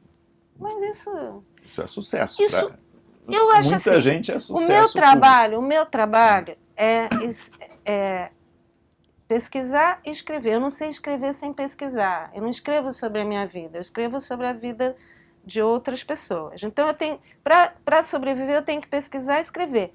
Tudo que vem além disso é resultado do que eu faço. Então, a minha maior preocupação agora é não deixar isso, que é o resultado do meu trabalho, afetar o meu trabalho. Então, o meu foco é pesquisar. O meu foco é escrever. Depois que eu faço isso, eu tenho que fazer um monte de coisas, porque é o resultado do meu trabalho. Mas não é o meu trabalho. Meu trabalho não é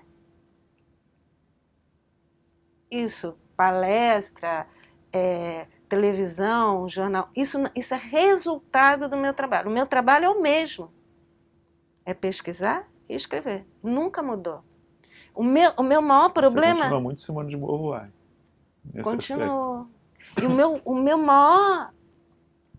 E por isso até tenho atualmente até problema de saúde mesmo, porque é como o meu trabalho permaneceu o meu foco. Então eu tenho que dizer muito não. E aí as pessoas acham que eu sou antipática. Você mesmo esperou um tempão para eu dar essa entrevista. Eu não tinha tempo, eu não tinha saúde, eu não tinha um dia. Então, e às vezes até eu falo, poxa, por que eu aceitei? Porque eu quero dormir, quero descansar um pouco. Aceitou o quê? Essa Não, entrevista? as coisas. Ah, tá. As coisas que eu aceito. Foi difícil, Né? hein? Mas É porque com isso... 2 anos que a gente está tentando mas marcar. isso, para mim, é o resultado do que eu faço. Porque o que eu quero ter mais tempo é pesquisar, escrever, pesquisar, escrever. É isso que eu amo fazer. Agora eu acabei de publicar um livro, já quero ter tempo para escrever o livro que eu quero escrever. Qual é o próximo? É que eu vou escrever o ano que vem. Já tem o título? Já tem tudo, mas não falo. Eu só falo. Tá bom. Até para as minhas amigas íntimas, elas só vêm quando está pronto. Tá bom, tá bom. Já tá tenho. Bom. Agora, Miriam, lá no IFIX, você ficou lá 25 anos, né? Professora titular agora. E também o programa ele cresceu ao longo desse período. Ele né? se tornou... Diferente de outros lugares, como o Museu Nacional, PPGás, né? Quando criou-se a classificação da CAPES, ele já era 7, merecidamente, aliás, né? Enfim.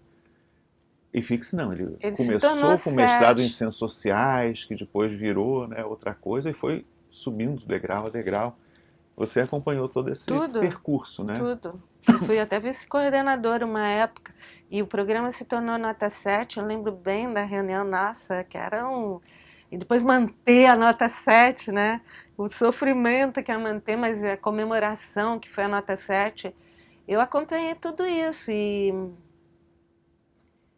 no início, até quando eu era, antes de eu fazer concurso, que eu já tinha minha salinha, já participava da pós, já orientava alunos antes de fazer o concurso, que foi em 96 para 97.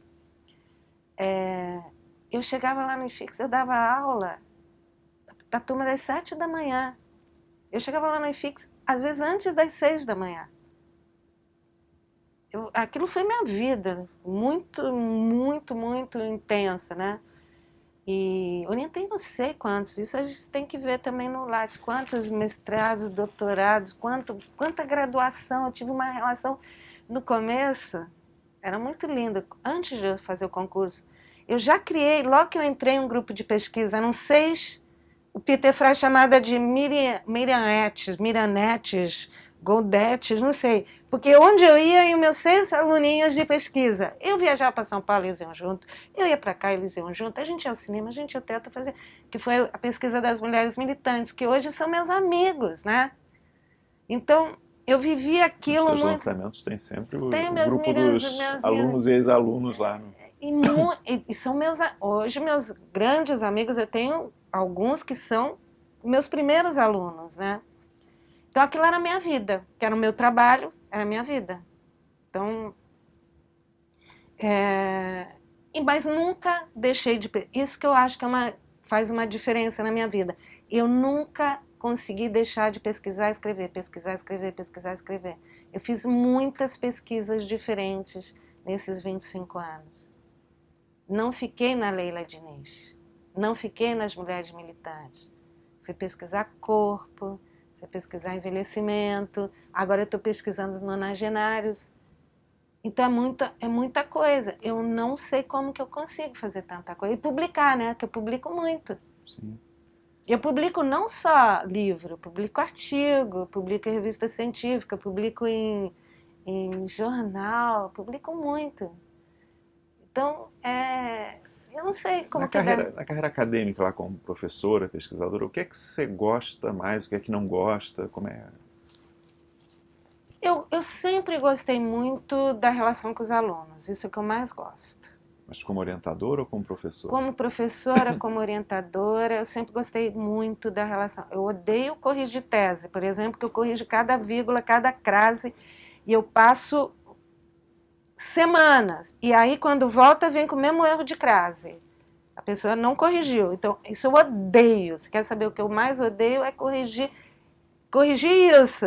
Não as ideias, mas corrigir tudo. O que eu faço é obsessivo, as minhas correções. Mas eu gosto muito da relação com os alunos e a relação que eu criei com os alunos. Gosto também muito, eu gosto de dar aula, porque eu aprendo muito dando aula. Muitos autores eu aprendi dando aula.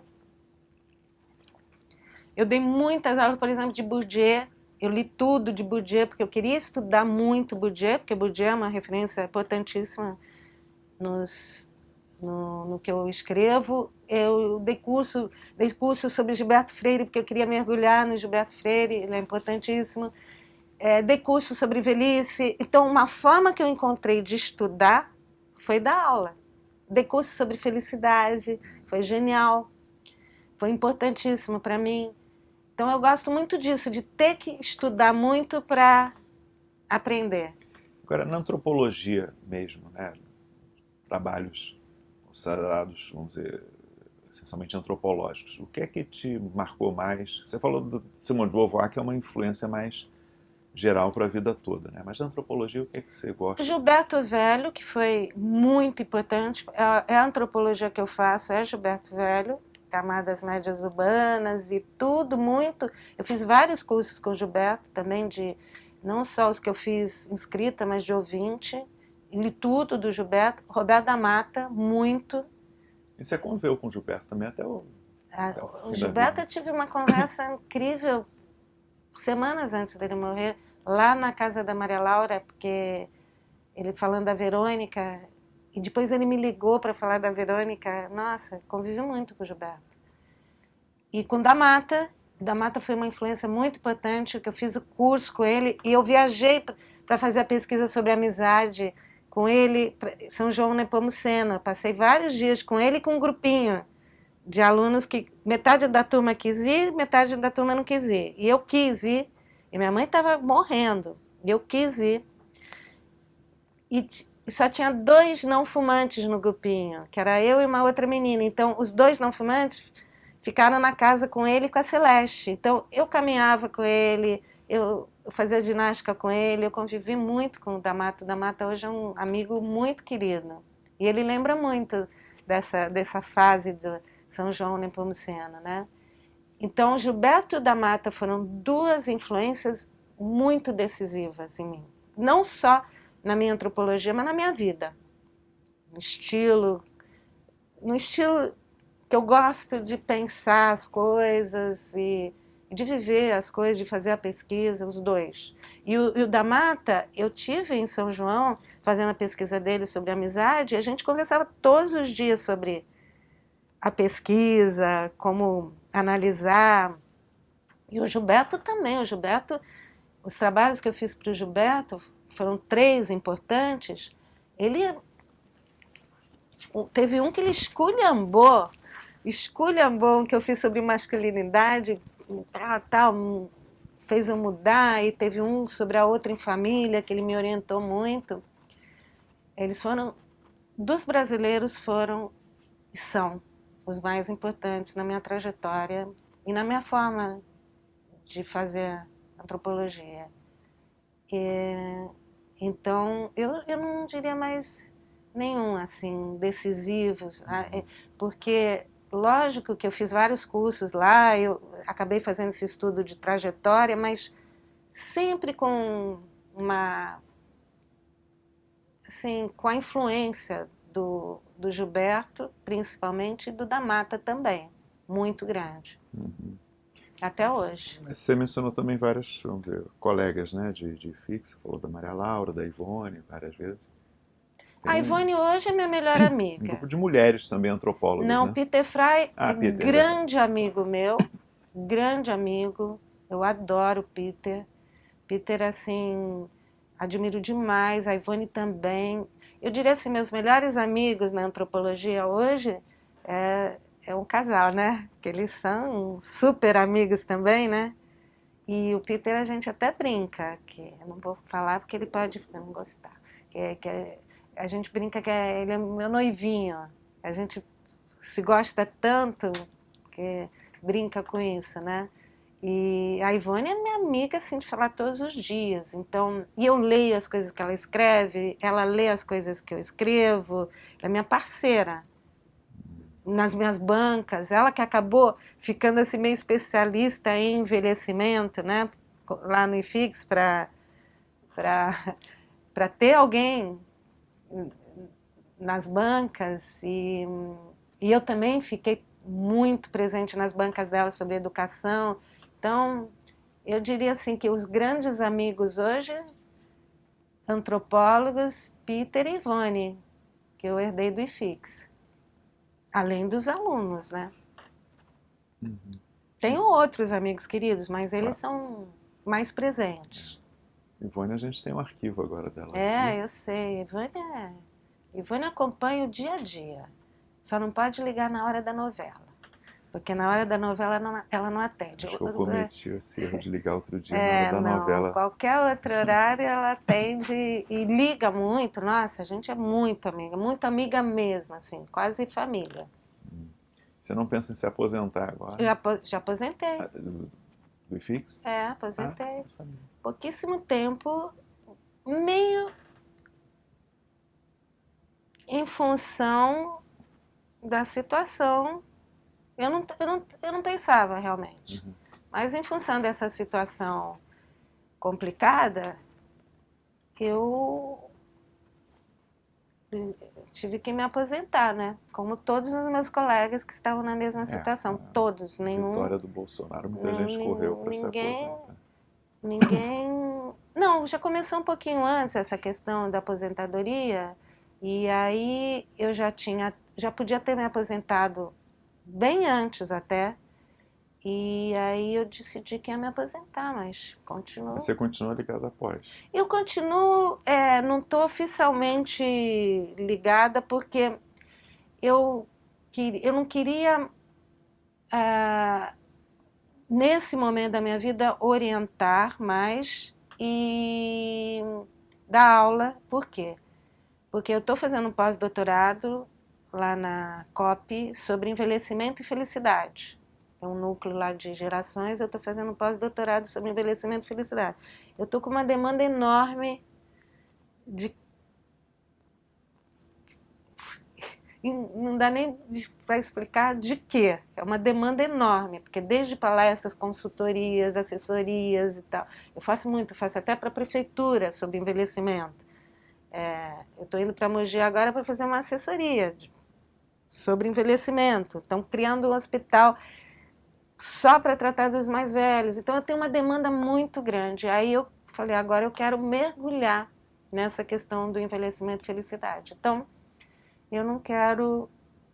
Eu até dou aula, mas, por exemplo, eu estou dando muita aula na Casa Saber, sabe? Mas eu não quero... Sem obrigação. Eu participo de bancas, mas não quero participar de reuniões, não quero participar de bancas de seleção. Não quero, não é mais o momento. Eu fiz muito isso a vida inteira, então agora eu quero investir nessa discussão e nesses projetos de envelhecimento. Escrever, pesquisar. E meus velhinhos demandam muito de mim. Muita.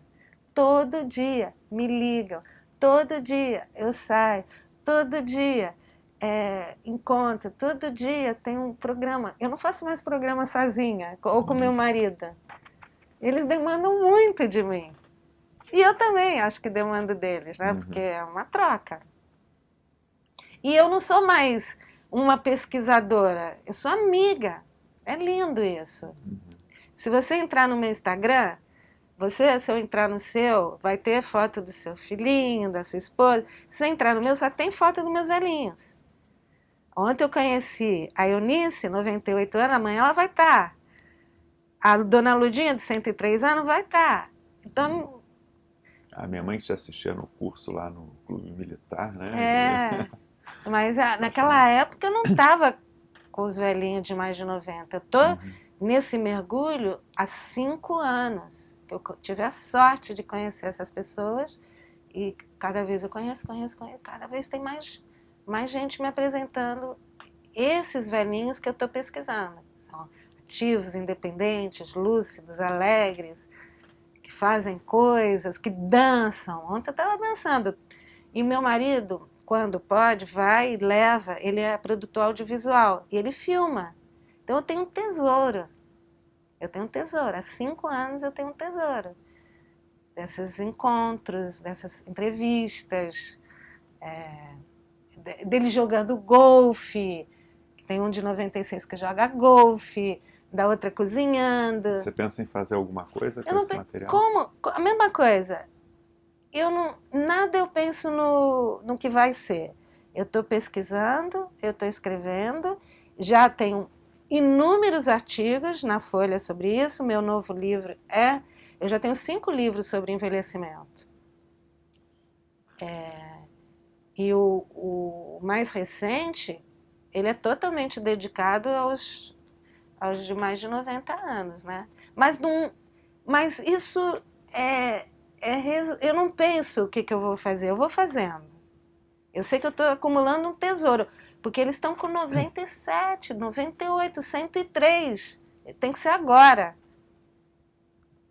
Mas aí você pensa, daqui a 30 anos, quando você tiver... Eu nem Você sei. tiver Eu não 93 sei anos. se eu vou viver, porque minha família toda morreu cedo. Minha mãe morreu cedo, meu pai morreu cedo, meu irmão morreu com 50 anos. Então, eu adoraria. Mas você pensa nisso no seu envelhecimento futuro Eu ou não não? penso porque eu não sei se eu vou viver tanto tempo.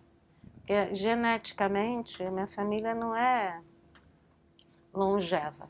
Então, eu não penso muito, eu não gosto de pensar. Eu gostaria de viver muito. Se eu viver, eu estou no lucro. Eu vou ficar muito feliz, porque eu quero viver muito, como eles. E continuar escrevendo. Só. Tá bom. Continuar escrevendo já tá bom demais. E eu acho que dá para continuar escrevendo até o último dia da minha vida. A Sim. Leila Diniz morreu escrevendo. A Leila Diniz tinha um diário. O avião explodiu e o Marcelo Cerqueira foi lá, procurou, achou. Ela...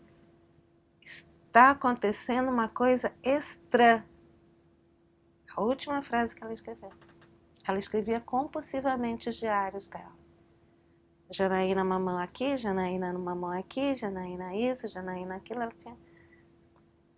Eu já escrevia antes da Leila, mas você vê que Simone de Beauvoir também tinha os diários, Leila Diniz também, e eu também, quer dizer, não é só uma coincidência, né? Isso foi antes delas na minha vida.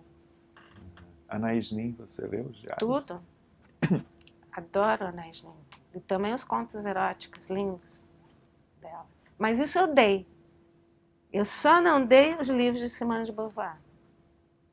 Dei com dor no coração, mas dei. Não quis ficar. Agora eu quis... Mesmo Anaïs Nin você deu? Dei tudo. Busca de um Homem Sensível? Tudo. Eu dei tudo. Eu só fiquei com os livros de Simone de Beauvoir. Foi... Por que você fez isso? Eu Mudou decidi. de apartamento? Não, o meu apartamento é enorme, tem 4 quartos. Mas por que foi? Eu quis. Eu não... Minimalismo? Eu tô nessa fase. Eu não compro roupa há 5 anos, eu não compro bolsas, eu não compro nada, não compro livros, não compro óculos, não compro Sapatos? nada. Não compro nada há 5 anos. Na verdade, não tem 5 anos, foi em 2015, em maio vai completar 5 anos. No dia do meu concurso de professora titular, eu resolvi que eu iria ficar 1 ano sem comprar nada. Promessa ou Eu decidi. sonho? Não, foi uma decisão. Você pode chamar de uma promessa. Eu decidi ficar 1 ano sem comprar nada. E aí, passou 1 ano, eu gostei. Passou mais 1 ano, gostei, passou 1 ano. E agora, desse ano, finalzinho do ano passado para esse ano, eu comecei a me desfazer também dos livros. Os livros foi a última coisa que eu... Porque além de não comprar mais nada, eu dei 70% de tudo. De roupa, de sapato, de tudo. Dei. Então, tornou-se uma minimalista. E aí, os livros... Você deu para onde? Dei para instituições, foi antes do incêndio do museu, senão eu teria dado, obviamente, tudo para o museu, né? Foi assim 1 mês antes. Aí fiquei muito triste, mas já tinha dado. Alunos, instituições, ex-alunos, dei tudo. Eu fico um pouco triste porque estava tudo riscadinho, porque eu risco muito, escrevo, né? Mas dei tudo. Só fiquei com... Eu tenho um negocinho assim com os livros da Pensando Simone. depois, te fez bem isso ou não? Não As sei, pessoas dizem que fica mais leve, menos... não. Não faz falta. Porque quando eu preciso de algum... Eu encontro de alguma forma. Eu fiquei meio triste agora, porque eu queria reler todos os da Mata, né? Do Gilberto. Dei tudo, tudo, tudo, tudo, tudo, tudo. Não é que eu fico triste. Eu, às vezes, eu falo, pô, Miriam, não precisava ser tão radical, né? Podia ter ficado com um pouquinho mais. Mas foi uma coisa que eu decidi e que está fazendo parte da minha vida agora, que é essa de eu não preciso de quase nada para viver, eu preciso de muito pouco. Então, minha vida está mais focada nas coisas que eu realmente preciso. E o que eu preciso de verdade é ler, pesquisar, escrever. Ler, pesquisar, escrever. Isso eu faço. Não preciso mais ter 5 biolivros. Não preciso mais ter não sei quantas roupas. Aliás, eu ainda quero dar muita coisa. Eu nem sei como eu consigo dar, porque eu não estou comprando, e eu ainda tenho coisa para dar. Porque vira meio uma necessidade, sabe? Você ficar cada vez mais enxuta, mas só o que você realmente precisa. E a minha vida é muito simples, muito simples. Eu não tenho carro, nunca tive empregada, não tenho faxineira, não tenho secretária, não tenho...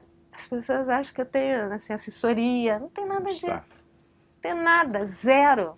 Sou eu e meu marido, né? Que agora também é meu marido atual, é meu parceiro, porque ele filma meus velhinhos, ele adora os velhinhos, ele se tornou amigo dos meus velhinhos, então eu tenho até um pouco de ciúmes, porque alguns já vão direto para ele.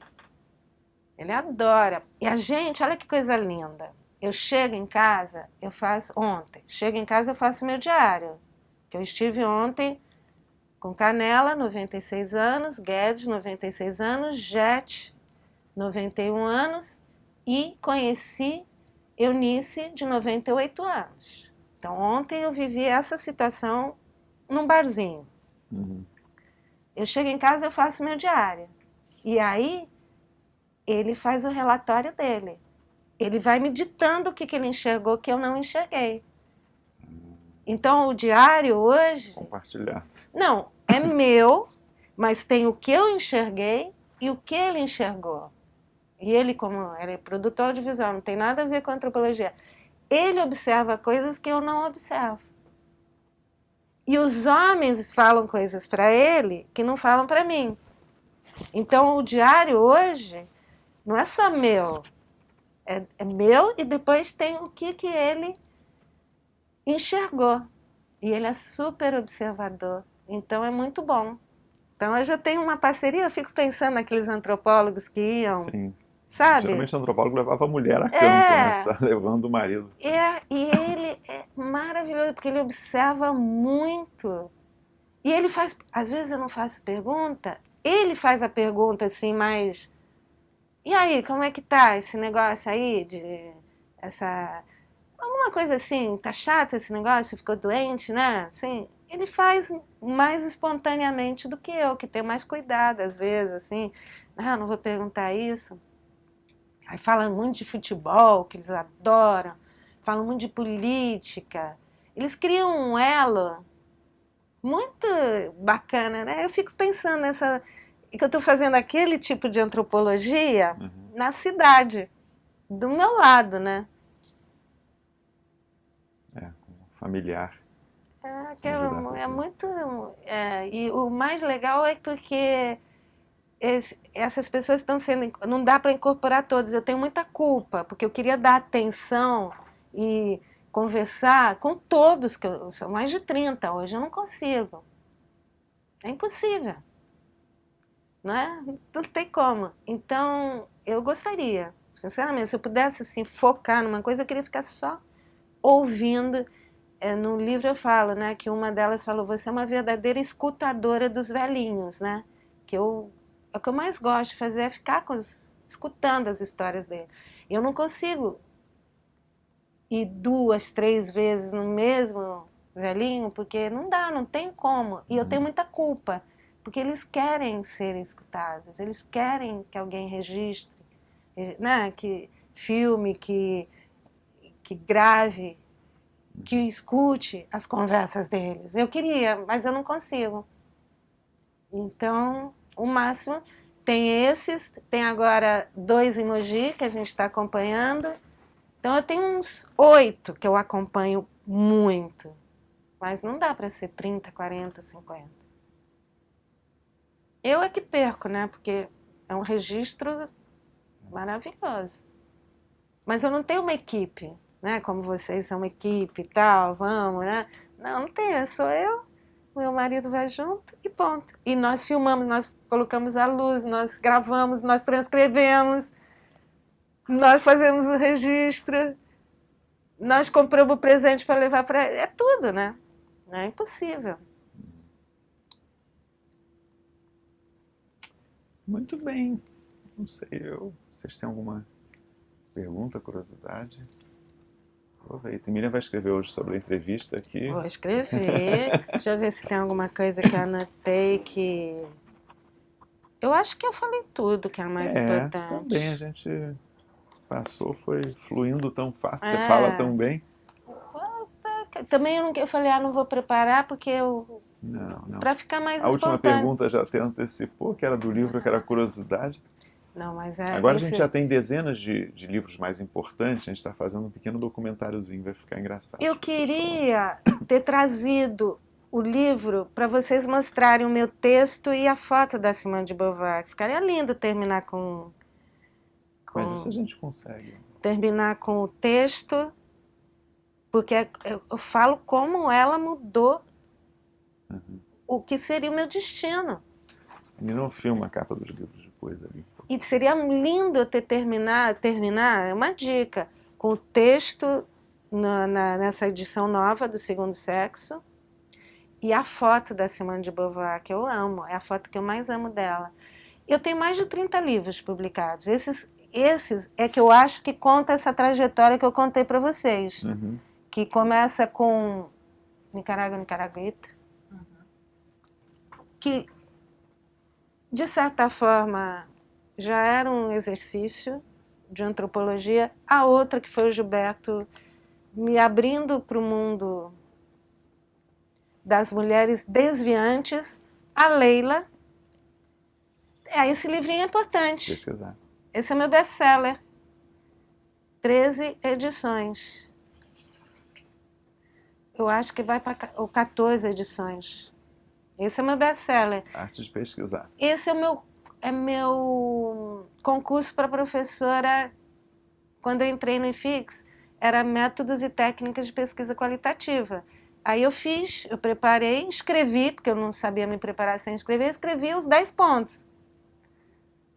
E aí, depois que foram sortear 2 pontos que eu falei, mas aí eu vou aproveitar e fazer o livrinho, né?